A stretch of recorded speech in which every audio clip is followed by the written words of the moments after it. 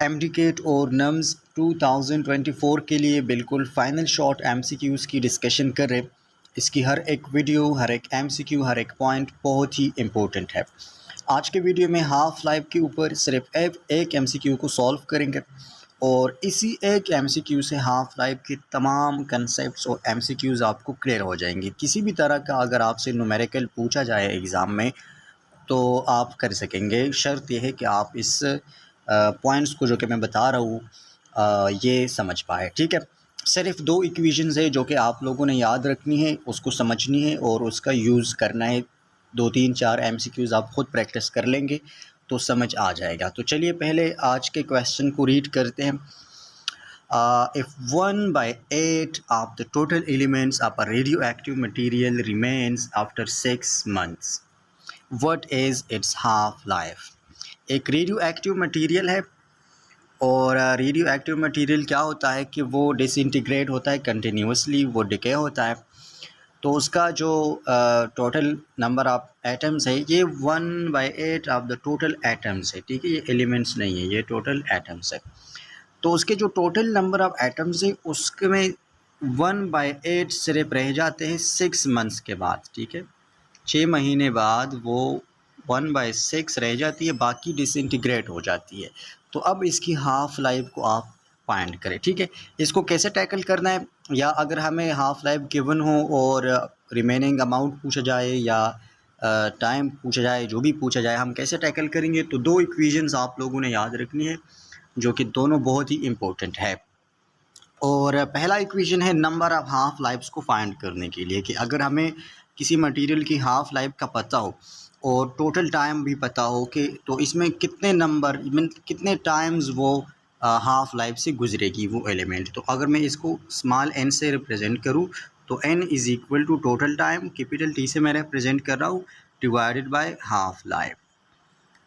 For example कोई material है जिसकी हाफ़ लाइफ वो 3 डेज़ है और हमें बताया जाए कि 30 डेज़ में कितनी नंबर ऑफ़ हाफ़ लाइफ से ये गुजरेगी, तो 30 divide by 3 is equal to 10। तो उसकी नंबर ऑफ़ हाफ़ लाइफ्स होगी 10। इस तरह अगर किसी की हाफ़ लाइफ 3 मंथ्स है तो 1 ईयर में कितने हाफ़ लाइफ से गुजरेगी, तो 1 ईयर में 12 मंथ्स होते हैं। 12 divide by 3 is equal to 4, तो वो 4 टाइम्स हाफ़ लाइफ से गुजरेगी।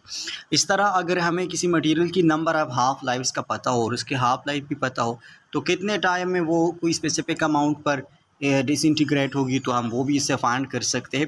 ये रिलेशन आप लोग याद रखें, या हम इस क्वेश्चन को भी सॉल्व करने में यूज़ करेंगे। जो दूसरा रिलेशन है वो ये है कि जो अमाउंट रह जाती है किसी specific number of half lifes के गुजरने के बाद, फॉर एग्ज़ाम्पल अगर एक मटेरियल 5 टाइम्स हाफ़ लाइफ से गुजर जाती है तो उसका कितना अमाउंट रहेगा। तो वो अमाउंट डिपेंड करता है, जो इसको मैं कह दूँ रिमेनिंग जो अमाउंट है, sorry for my hand right, but जो रिमेनिंग अमाउंट है ना वो, इसका फार्मूला ये है कि 1 divided by 2 to the power small n. और स्मॉल एन क्या है, ये नंबर ऑफ़ हाफ़ लाइफ से, जो कि अभी हमने इसके लिए एक रिलेशन लिख दिया। तो एन की जगह पर हम वो पुट करेंगे। अगर 3 टाइम्स वो हाफ़ लाइफ से गुजर रही है तो एन की वैल्यू को 3 पुट करेंगे। अगर 5 टाइम्स गुजर रही है तो 5 को पुट करेंगे। अगर 1.5 टाइम्स हो तो 1.5 को पुट करेंगे और हमारे पास रिमेनिंग अमाउंट आ जाएगी। ये नंबर्स में होगी कि कितने एटम्स जो है वो रहेंगे किसी स्पेसिफिक अमाउंट ऑफ टाइम के बाद। तो अब इन दोनों इक्वेशंस को यूज़ करके हम अपना क्वेश्चन कैसे सॉल्व करेंगे, let's do it quickly now. अब बहुत इजी है बात।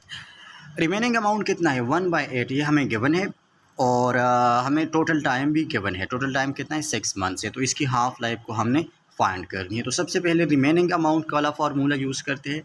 ये जो रिमेनिंग अमाउंट वाला फार्मूला है, सबसे पहले इसको यूज़ करते हैं कि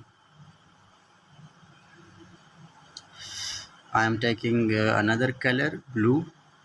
देखिए कितना अमाउंट रह जाती है, 1/8। तो इसकी जगह पर 1/8 को पुट करें, is equal to 2 to the power n। ठीक है, इस फार्मूला को यूज़ करें, हमें n की वैल्यू मिल जाएगी कि इस टाइम में ये कितने नंबर ऑफ हाफ लाइफ से गुजरा है ये एलिमेंट। तो इसकी वैल्यू को पुट करने के लिए आपको मैथमेटिक्स आनी चाहिए थोड़ी बहुत। अब अगर ऊपर जो वैल्यू है 1 इक्वल टू 1 है तो नीचे भी दोनों एक दूसरे के इक्वल होंगे। मतलब जो बड़े जो ऊपर वाले जो नोमिनेटर में वैल्यूज़ होती हैं, अगर वो दोनों इक्वल हो तो नीचे डिनोमिनेटर के वैल्यूज़ भी एक दूसरे के इक्वल होते हैं। तो हम लिख सकते हैं कि 8 is equal to 2 to the power n, हम इसको लिख सकते हैं 8 is equal to 2 to the power n, और मैं 8 को लिख सकता हूँ 2 टू द पावर 3, ठीक है, is equal to 2 to the power n, और ये जो दोनों वैल्यूज़ इक्वल है तो इसके पावर्स भी इक्वल होंगे, तो n इज़ इक्वल टू 3। तो हमारे पास n की वैल्यू आ गई कि इस टाइम में वो 3 दफ़ा हाफ़ लाइफ से गुजरेगी। अब वो दूसरे वाला रिलेशन यूज़ करते हैं तो वहाँ से हमें इसकी हाफ़ लाइफ पता चल जाएगी, क्योंकि टोटल टाइम हमें पता है। दूसरा रिलेशन क्या है कि number of half life is equal to total time divide by half life. Total time हमें पता है, हाफ़ लाइफ को फाइंड करना है, n भी हमें पता है, तो हाफ़ लाइफ को फाइंड करने के लिए ये इस साइड पर आ जाएगा, and this is equal to t divided by n। अब टोटल टाइम कितना है, वो 6 मंथ है, तो मंथ को तो वैसे भी हमें पता है, ठीक है। बल्कि मैं ऐसा करता हूँ ना, इस इक्वेशन को मैं नेक्स्ट स्लाइड पर यूज़ करता हूँ, ठीक है, कि half life is equal to total time divided by n। Total time हमें पता है 6 मंथ से, मंथ को मैं नहीं लिखता, और n की वैल्यू क्या है 3, तो 3 1 ज़ा 3, 3 2 ज़ा 6, तो half life of this material is equal to 2 months, ठीक है। ये हमारे पास आंसर आ गया। तो इन दो इक्वेशंस को यूज़ करके आप हाफ लाइफ के किसी भी एमसीक्यू को सॉल्व कर सकते हैं, बहुत इजीली टैकल कर सकते हैं।